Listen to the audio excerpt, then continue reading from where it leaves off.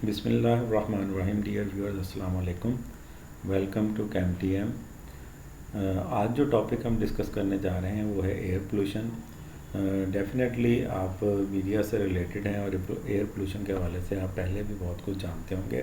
तो इस टॉपिक में हम कोशिश करेंगे कि बड़ा स्पेसिफ़िकली इस टॉपिक को एलेबोरेट करें with view of air analysis, और आपको पता चल जाए कि एयर पोल्यूशन की मॉनिटरिंग के लिए एयर एनालिसिस करना ज़रूरी होते हैं, ताकि हम फिर आने वाली लेक्चर्स के अंदर एयर एनालिसिस को फोकस करके उनको सही तरीके से एक्सप्लेन कर सकें।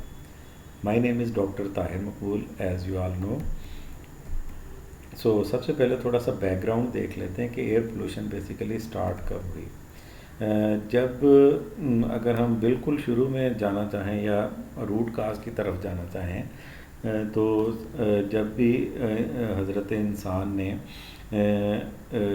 फ़ायर को डिस्कवर किया तो समझ लें उस वक्त एयर पोल्यूशन का आगाज़ हो गया था, क्योंकि वहाँ पे आपका जो फ्यूल है उसकी कंबस्टन स्टार्ट हो गई थी। जब फ्यूल की कंबस्टन स्टार्ट हो गई थी तो इसका मतलब ये है कि एयर के अंदर जो अनवांटेड मटेरियल है वो जाना शुरू हो गया। फिर with the passage of time जैसे जैसे ह्यूमन जो पॉपुलेशन है वो इंक्रीज़ होती गई, आबादी बढ़ती गई, अर्बन सेटलमेंट हुई, फिर इंडस्ट्रियल रेवोल्यूशन हुआ और टेक्नोलॉजी जो है वो फर्दर इंक्रीज़ होती गई। तो उस वक़्त से लेकर फर्दर ऑन जो क्वालिटी ऑफ एयर है उसको हम कह सकते हैं it has been steadily deteriorating. और उसके नतीजे के तौर पे जैसे जैसे एयर पोल्यूशन बढ़ती जा रही है वैसे वैसे जो आपको इलनेस के केसेस हैं रिलेटेड टू या जिसका काज एयर पोल्यूटेंट्स होते हैं, और इसी तरह जो डेथ हैं एयर पोल्यूशन या पोल्यूटेंट्स की वजह से वो भी आहिस्ता आहिस्ता बढ़ती जा रही हैं।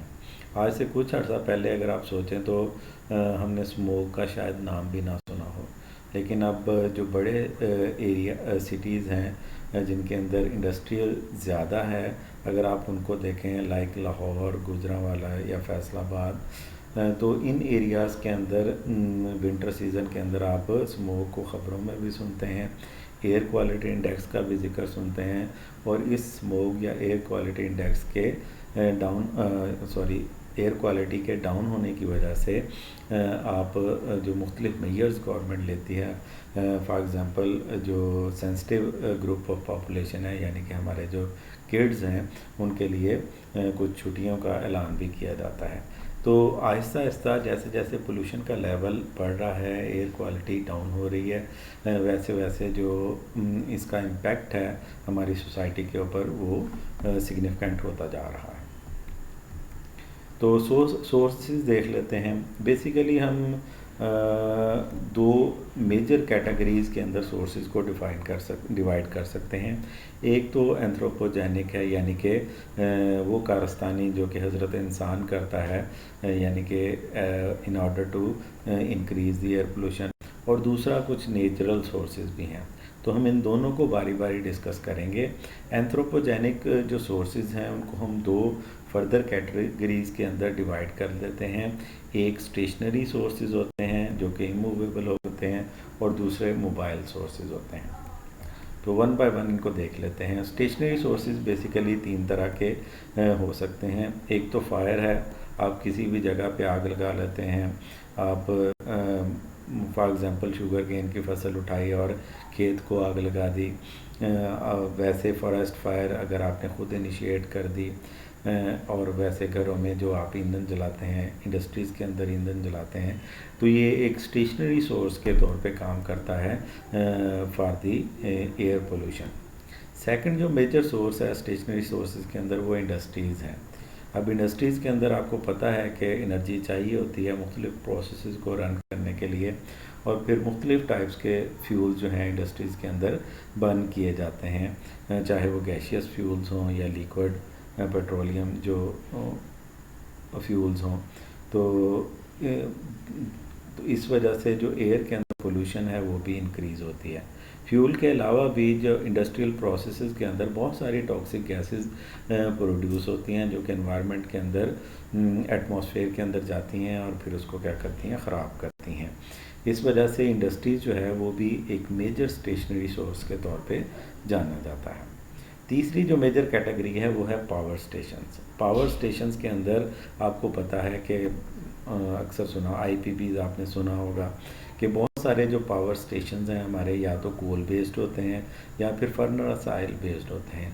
दोनों केसेस के अंदर हम बेसिकली फॉसल फ्यूल जो हैं उनको इग्नाइट कर रहे हैं, उनको कंबस्टन कर रहे हैं और उसके नतीजे के तौर पे जो एनर्जी प्रोड्यूस हो रही है उससे हम अपनी जो इलेक्ट्रिसिटी या पावर है उसको प्रोड्यूस कर रहे हैं। तो दोनों सूरतों के अंदर जो एयर पोल्यूटेंट्स हैं वो एटमॉस्फेयर के अंदर एंटर हो रहे हैं। मोबाइल सोर्सेज के हवाले से बात करें तो मोबाइल सोर्सेज के अंदर वो तमाम व्हीकल्स आ जाते हैं, चाहे वो सड़कों के ऊपर चलते हैं, चाहे वो पानी के ऊपर चलते हैं या वो हवा में उड़ते हैं। तो इसी तरह इनको 3 कैटेगरीज़ में इसी बेसिस के ऊपर डिवाइड किया गया है। नंबर 1 मोबाइल व्हीकल्स हैं जिनके अंदर आपकी कार्स हैं, बसें हैं, आपके मोटरसाइकिल हैं, एट्सेट्रा एट्सेट्रा। वो तमाम जो ट्रांसपोर्ट के ज़राए जो कि बेस करते हैं गैसोलीन के ऊपर या फिर डीज़ल के ऊपर जिनको चलाया जाता है, वो सारे के सारे मोबाइल व्हीकल्स इस कैटेगरी के अंदर फॉल करते हैं। सेकंड जो है वो शिप्स हैं, यानी कि वाटर के ज़रिए जितनी भी ट्रांसपोर्टेशन हो रही है तो शिप्स के अंदर भी ज़ाहिरी बात है उनको भी रन करने के लिए आपको फ्यूल चाहिए, गैस चाहिए। उसके नतीजे के तौर पे उनको उसमें बर्न होना है और उसके नतीजे के तौर पे एयर पोल्यूशन काज होनी है। इसी तरह एरोप्लेन्स हैं जो कि हवा के अंदर आप समझ लें कि जो वे ऑफ ट्रांसपोर्टेशन है, वे ऑफ लोकोमोशन है, वो भी significant amount of air pollutants जो हैं वो एटमॉस्फेयर के अंदर प्रोड्यूस करते हैं। यहाँ पे कुछ जो सोर्सेज हैं और उनसे निकलने वाले जो पोल्यूटेंट्स हैं, मेजर पोल्यूटेंट्स, उनको डिस्कस किया गया है। बेसिकली ये एंथ्रोपोजेनिक सोर्सेज ही हैं जो 4 के 4 यहाँ पे ज़िक्र किए गए हैं। इनमें सबसे पहले है पावर स्टेशन और ये सेकंड कॉलम के अंदर इन जो सोर्सेज हैं इनसे निकलने वाले जो पोल्यूटेंट्स हैं उनकी एग्जांपल कोट की गई हैं। पावर स्टेशन फॉर एग्जांपल इसके सामने कार्बन डाइऑक्साइड है, सल्फर डाइऑक्साइड, नॉक्स हैं। नॉक्स के अंदर नाइट्रोजन के ऑक्साइड्स आ जाते हैं, चाहे वो NO हो या NO2 हो। इसी तरह पार्टिकुलेट्स हैं, यानी कि आप कह लें जो सस्पेंडेड पार्टिकल्स होते हैं। अदर इंडस्ट्रीज़ जो है वो भी तकरीबन almost same type of pollutants जो है वो एनवायरनमेंट के अंदर डाल रही होती है, इंक्लूडिंग हाइड्रोकार्बन्स। मोटर व्हीकल्स हैं, इनके अंदर कार्बन मोनोऑक्साइड सिग्निफिकेंट है, नॉक्स है, लेड है, आपको पता है एंटी नॉकिंग एजेंट के तौर पे यूज़ किया जाता रहा है पेट्रोल के अंदर। हाइड्रोकार्बन एंड पार्टिकुलेट्स हैं। डोमेस्टिक जो हम लकड़ी वगैरह जलाते हैं चूल्हों के अंदर, तो उनके उस केस के अंदर ज़्यादातर जो है वो पार्टिकुलेट्स ही जो है वो एज आ पोल्यूटेंट एयर के अंदर एंटर होते हैं। तो ये कुछ एग्जांपल थी सोर्सेज की और उनसे निकलने वाले पोल्यूटेंट्स की। नेचुरल सोर्सेज की बात कर रहे हैं, जैसे हमने जिक्र किया, इनमें सबसे पहले वोल्केनोज़ हैं। अब ये बात जहन में रहे कि जो नेचुरल सोर्सेज हैं ये इंसान के कंट्रोल में नहीं है, लेकिन स्टिल ये जो सोर्सेज हैं वो एयर पोल्यूशन काफ़ी हद तक उसमें अपना रोल प्ले करते हैं। वोल्केनिक एरप्शंस हो सकती हैं, बॉग्स या मार्शेस हो सकते हैं।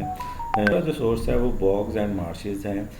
बॉग्स आपने देखा होगा, ये समझ लें कि एक ऐसा एरिया होता है जिसको आप दलदली एरिया भी कह सकते हैं। मतलब वहाँ पे जो आप मूव नहीं कर सकते, सॉलिड नहीं होती, सेमी सॉलिड टाइप जो ज़मीन होती है। इसी तरह मार्शेस हैं, मार्शेस के अंदर वो एरियाज़ होते हैं, ये ज़्यादातर लेक्स वगैरह के सराउंडिंग्स के अंदर एरिया आते हैं। तो यहाँ पे ज़्यादातर हर्बेशियस प्लांट बहुत ज़्यादा होते हैं।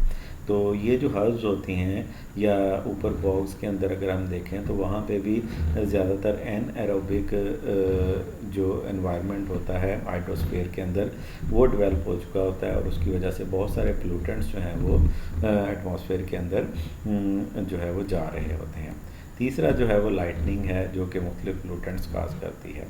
अब यहाँ पे साथ कुछ एग्जांपल दी गई हैं। फॉर एग्जांपल वॉल्केनिक जो इरप्शंस हैं, they produce dust particle, sulphur dioxide, hydrochloric acid and carbon dioxide as pollutant. Bogs and marshes की बात करें तो ये ज़्यादातर केसेस के अंदर हाइड्रोजन सल्फाइड गैस एमिट करते हैं, जो कि एज अ पोल्यूटेंट काम करती है। लाइटनिंग के ज़रिए जो एटमॉस्फेयर है उसके अंदर नाइट्रोजन के ऑक्साइड जनरेट होते हैं, वो एज अ पोल्यूटेंट जो है वो रोल प्ले करते हैं। तो सोर्सेज डिस्कस करने के बाद हम कुछ फैक्ट्स देख लेते हैं जनरली, जो कि एयर पोल्यूशन के नतीजे के तौर पे हमारे एनवायरनमेंट के ऊपर सिग्निफिकेंट हैं। उनमें सबसे पहला जो क्लाइमेट चेंज है, यानी कि ड्रामेटिक क्लाइमेट चेंज है, अनएक्सपेक्टेड क्लाइमेट है मुख्तलिफ जगह पे, जो कि एयर पोल्यूशन की वजह से ही ये चेंज जो है वो ऑब्ज़र्व की जाती है। इसी तरह हेल्थ के ऊपर इफ़ेक्ट हैं, रेस्पिरेटरी डिजीज़ हैं और बहुत सारी डिजीज़ हैं जो एयर पोल्यूशन की वजह से कॉज हो सकती हैं, इवन के डेथ भी हो सकती है। और ग्लोबल वार्मिंग जो कि बर्निंग इशू है, कि जो अर्थ का जो टेम्परेचर है वो क्या हो रहा है, इंक्रीज़ हो रहा है, और उसके नतीजे के तौर पे आपके जो ग्लेशियर्स हैं वो बड़ी स्पीड के साथ मेल्ट हो रहे हैं, जिसकी वजह से जो सी लेवल है वो इंक्रीज़ हो रहा है। और आइंदा आने वाले दिनों में इसके जो ड्रास्टिक इफ़ेक्ट हैं, आइंदा आने वाले सालों में या हमारी आने वाली नस्लें इसके ड्रास्टिक इफ़ेक्ट जो है वो फील करेंगी, भुगतेंगी। तो इफ़ेक्ट्स के बाद हम इसको ज़रा फर्दर डिटेल्स के अंदर देखते हैं कि मुख्तलिफ़ तरह की जो पोल्यूशन प्रॉब्लम्स हैं उनके काजेज़ क्या हैं और वो किस तरह के इफ़ेक्ट जो है वो हमारी जो हेल्थ के ऊपर वो, या हमारे जो क्लाइमेट है या हमारी जो अर्थ है उसके ऊपर किस तरह के इफ़ेक्ट लेके आ सकती हैं। यहाँ पे कुछ एग्जांपल डिस्कस की गई हैं। पहले कॉलम के अंदर प्रॉब्लम है, उसके अगले कॉलम के अंदर उसका कॉज है, और फाइनली उसका अल्टीमेट इफ़ेक्ट जो है वो यहाँ पे कोट किया गया है। फॉर एग्ज़ाम्पल सबसे टॉप पे है सल्फोरस स्मोक है, जिसके अंदर काज उसका सल्फ़र डाइऑक्साइड है and smoke from industrial and domestic sources. अब इसके इफ़ेक्ट्स क्या आते हैं, रेस्पिरेटरी डिजीज़, रिड्यूस्ड विजिबिलिटी, आपने स्मोक के दिनों में देखा होगा रिड्यूस्ड विजिबिलिटी होती है। जो समझ लें जिन लोगों को रेस्पिरेटरी ट्रैक्ट प्रॉब्लम है उनके अंदर जो रेस्पिरेटरी डिजीज़ हैं वो ज़्यादा सिग्निफिकेंट हो जाती हैं। इसके अलावा डैमेज टू मटीरियल्स है और वेजिटेशन है। फोटोकेमिकल्स उसको जो स्मोक है वो भी इसी तरह के तकरीबन इफ़ेक्ट काज करती है। ये हम पिछली स्लाइड के अंदर डिस्कस कर रहे हैं। ग्लोबल वार्मिंग, जिसका काज है carbon dioxide from power station and methane from paddy fields. So rising temperature, इसका सबसे ग्लोबल वार्मिंग का जो पहला इफेक्ट आपको फील होता है वो टेम्परेचर का राइज होना है। उसके नतीजे के तौर पे क्लाइमेटिक चेंज है, ग्लेशियर्स के पिघलने की वजह से flooding of low lying areas है, ये इसके सिग्निफिकेंट इफेक्ट हैं जो कि आजकल आप अक्सर न्यूज़ के अंदर, मीडिया के अंदर आपको इसके बारे में इंफॉर्मेशन मिलती होगी। एक जो चौथी एग्जांपल है वो डिप्लीशन ऑफ ओजोन लेयर है। ये भी एक बर्निंग इशू है। जो कॉज है इसका वो chlorofluorocarbon from aerosol cans and refrigerators हैं, और इसके नतीजे के तौर पे increasing incident of skin cancer due to increasing penetration of ultraviolet radiations हैं। ये हम पिछले वीडियो के अंदर बात कर रहे हैं कि ओजोन लेयर जो है वो बेसिकली क्या कर रही है, एब्जॉर्ब करती है अल्ट्रावायलेट रेडिएशंस को और उसको प्रिवेंट करती है अर्थ के ऊपर पहुंचने से। तो उसके नतीजे के तौर पे अगर वो पहुंच जाएं तो हमें बहुत सारी जो डिजीज़ हैं वो बॉडी को हो सकते हैं, जिनके अंदर स्किन कैंसर सबसे ज़्यादा इम्पॉर्टेंट है। एसिड रेन है, आपको पता है सल्फ़र डाइऑक्साइड और NOx basically from power station and motor vehicle उसका बेसिक रीज़न है। Damage to aquatic and terrestrial ecosystems as well as materials हैं। ताजमहल आगरा का तो आपको पता ही होगा, ठीक है, तो जिसके ऊपर एसिड रेन की वजह से उसका जो संगे मरमर है वो ख़राब हो चुका है। सिमिलरली हेज़ है, pollutants from forest fire, haze cause reduce visibility as well as health effects.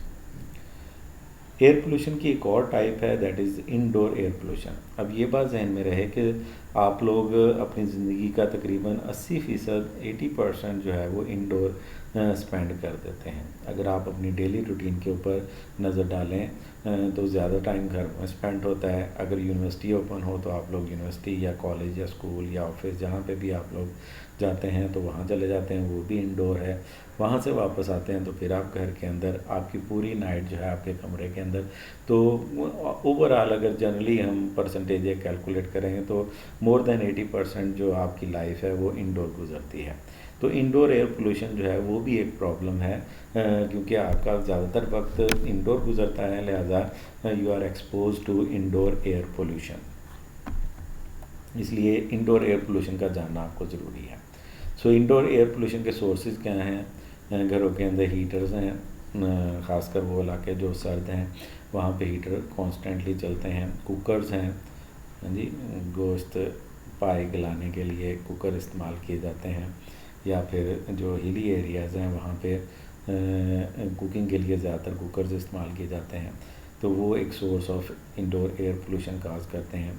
Seepage of outdoor pollutants, यानी कि अगर आपके एनवायरनमेंट के अंदर पोल्यूशन है, बाहर एटमॉस्फेयर के अंदर पोल्यूशन है, तो थ्रू विंडोज़ या थ्रू डोर्स जो है वो आउटडोर पोल्यूटेंट्स जो है वो आपके घर के अंदर एंटर हो सकते हैं बिन बुलाए मेहमान की तरह। इसी तरह सॉल्वेंट्स हैं, फॉर एग्ज़ाम्पल आप ऑर्गेनिक लैब के अंदर काम कर रहे हैं तो वहाँ पे आपको सॉल्वेंट्स मिलेंगे। केमिस्ट्री डिपार्टमेंट के अंदर एंटर होता है जो नॉन केमिस्ट्री पर्सन है तो वो फ़ौरन एक बुरा सा मुंह बनाता है, तो पता चल जाता है कि जनाब यहाँ पे केमिस्ट्री डिपार्टमेंट शुरू हो चुका है। तो ये आप लोगों ने भी ऑब्ज़र्व किया होगा, लेकिन जो लोग रेगुलर केमिस्ट्री डिपार्टमेंट आते रहते हैं आहिस्ता आहिस्ता वो इस जो स्मेल है या ये जो सॉल्वेंट्स की जो स्मेल है या उनके फ्यूम्स को यूज़ टू हो जाते हैं और फिर उनको ये चीज़ डिफरेंट नहीं लगती। इसी तरह पेंट्स हैं, ठीक है, टोबैको है, ठीक है ना, स्मोकिंग करते हैं लोग, उसके नतीजे के तौर पे भी इंडोर पोल्यूशन काज होती है। और फाइनली स्मोक है, जब घरों के अंदर, जिन घरों के अंदर गैस वगैरह नहीं है, ख़ासकर जो हमारे विलेज के एरियाज़ हैं, तो वहाँ पे जो लकड़ी जलाई जाती है या कोयला जलाया जाता है तो स्मोक इंडोर एयर पोल्यूशन के सोर्स के तौर पे एक्ट करता है। ये एक टेबल है जिसके अंदर common indoor air pollutants and their sources discuss किए गए हैं। मैं सभी को तो डिस्कस नहीं करूँगा, एक आध चीज़ को डिस्कस कर लेते हैं। फॉर एग्ज़ाम्पल आपके पास कार्बन मोनोऑक्साइड एक पोल्यूटेंट है, तो इसका जो सोर्स है वो कैरोसिन एंड गैस हीटर्स हैं, गैस एंड वुड स्टोव्स हैं, फायर प्लेसेस हैं, कोल एंड ऑयल बर्नर्स है, कुकर है, आपका टोबैको स्मोक है या फिर व्हीकल एग्जॉस्ट है। तो ये सारे के सारे यहाँ पे पोल्यूटेंट्स और फिर उनके सोर्सेज जो हैं वो डिस्कस किए गए हैं for your knowledge and further reading. थोड़े से इफ़ेक्ट देख लेते हैं कि इंडोर एयर पोल्यूशन के कौन कौन से इफ़ेक्ट आपको फील हो सकते हैं।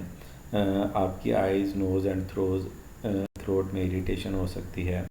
अगर फॉर एग्ज़ाम्पल जिन लोगों के किचन वेंटिलेटेड नहीं होते वहाँ पे अगर आप देखें तो ज़्यादातर लोगों के जो थ्रोट इरिटेशन है ये कॉमन प्रॉब्लम है जिसको हम ज़्यादा सीरियस नहीं लेते। कफिंग है, शॉर्टनेस ऑफ ब्रेथ है, हेडेक है। अब ये ना समझें कि मैं कोरोना की सिम्टम्स बता रहा हूँ, ये बेसिकली इंडोर एयर पोल्यूशन के इफ़ेक्ट्स हो सकते हैं जो कि इन सिम्टम्स के ज़रिए बॉडी के अंदर शो हो सकते हैं। इसी तरह डिजीनेस है एंड नोज़िया है। ये वो चंद सिम्टम्स हैं जो कि आप फील कर सकते हैं और जिसका काज इंडोर एयर पोल्यूशन हो सकती है। अब लाजमी नहीं है कि ये सिम्टम्स अगर किसी के अंदर हैं तो उसका नतीजा सिर्फ इंडोर एयर पोल्यूशन है, लेकिन इंडोर एयर पोल्यूशन एक उसका जो इफ़ेक्ट है वो in the form of this symptoms someone can feel. So यहाँ तक हमने एयर पोल्यूशन को काफ़ी डिटेल के साथ डिस्कस कर लिया। अब ये टॉपिक जो है वो डायरेक्टली एयर एनालिसिस से रिलेटेड नहीं है, लेकिन इस लिहाज से रिलेटेड है कि अगर आपको एयर पोल्यूशन का पता होगा तो फिर आपको सीरियसली आप एयर एनालिसिस जो है उसको देखेंगे कि उसकी जो इम्पोर्टेंस है वो क्यों है और आप लोग इसको क्यों स्टडी कर रहे हैं बीइंग अ केमिस्ट। अब तक के लिए इतना ही। इंशाल्लाह नेक्स्ट वीडियो में दोबारा आपको कोई नए टॉपिक के साथ हाज़िर होंगे। तब तक के लिए अल्लाह हाफ़िज़, फ़ी अमान अल्लाह।